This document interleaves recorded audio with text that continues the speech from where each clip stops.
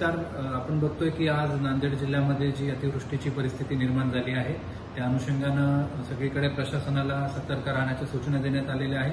महसूल विभाग, पोलीस विभाग, सर्व स्थानिक स्वराज्य संस्था आणि इतरही जे निगडीत शासकीय विभाग आहेत सगळ्यांचे अधिकारी कर्मचारी हे वॉरफुटिंगवरती या आपत्ती व्यवस्थापनाच्या आणि मदत कार्याच्या कामामध्ये सद्यस्थितीमध्ये आपली सेवा बजावत आहेत.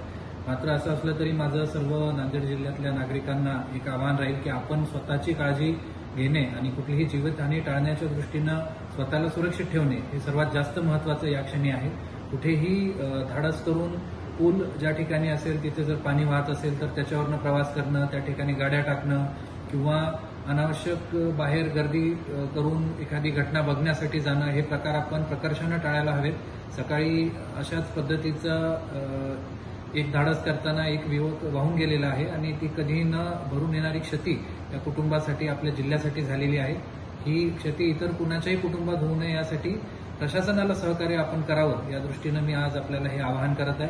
त्यामुळे मी पुनरुच्चार करतो की कुठल्याही प्रकारे पाणी वाहत असलेल्या पुलावरनं गाड्या टाकणे किंवा गर्दी करून एखाद्या ठिकाणी एखादा धबधबा बघायला किंवा एखाद्या ठिकाणी पाणी साचलेलं बघायला जाऊ नये. अशा प्रकारे आपण स्वतःची काळजी घेणं आवश्यक आहे.